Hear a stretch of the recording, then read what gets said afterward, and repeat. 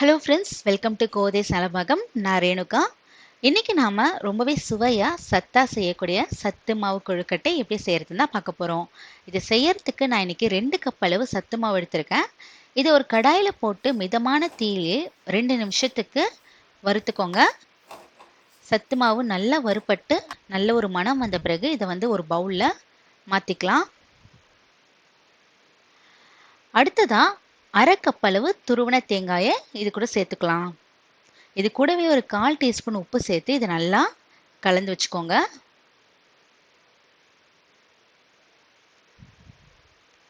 அடுத்து நம்ம வெல்லத்தை நல்லா கரைச்சிக்கணும்.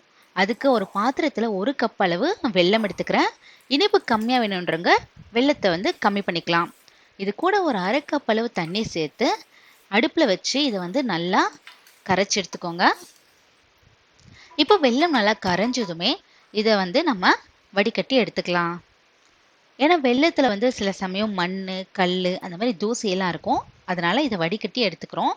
இப்போ இதை நம்ம மறுபடியும் ஒரு அகலமான பாத்திரத்தில் ஊற்றிக்கலாம். இது கூட வாசனைக்காக ஒரு 4-5 ஏலக்காயை நல்லா இடிச்சிட்டு நான் இதில் சேர்த்துக்கிறேன். இப்போ வெல்லம் தண்ணி நல்லா கொதிக்கட்டும். இது கொதித்த பிறகு நாம் எடுத்து வச்சிருக்க சத்து மாவை கொஞ்சம் கொஞ்சமாக இதில் சேர்த்து நம்ம இதை நல்லா கலந்துக்கலாம். நல்ல கட்டிகள் இல்லாமல் இதை கலந்துக்கோங்க. தீ லோ ஃப்ளேம்லேயே தான் இருக்கணும். இப்போ இது நல்லா ஒன்று திரண்டு இந்த மாதிரி பதத்துக்கு வந்த பிறகு நம்ம இதை அடுப்புலேருந்து எடுத்துடலாம். இது கொஞ்சம் ஆறட்டும். இது கொஞ்சம் நல்லா கை பொறுக்கிற சூடு வந்த பிறகு கையில் கொஞ்சமாக எண்ணெய் தடவிக்கிட்டு இதை நல்லா ஒன்றா சேர்த்து பிசைஞ்சுக்கோங்க. இதை நல்லா பிசைஞ்ச பிறகு இதை கொஞ்சம் கொஞ்சமாக எடுத்து நம்ம கொழுக்கட்டையாக பிடிச்சிக்கலாம். இந்த மாதிரி பிடிச்சு எடுத்துக்கோங்க. இதுக்கு பதில் நீங்கள் உருண்டைகளாகவும் செஞ்சுக்கலாம்.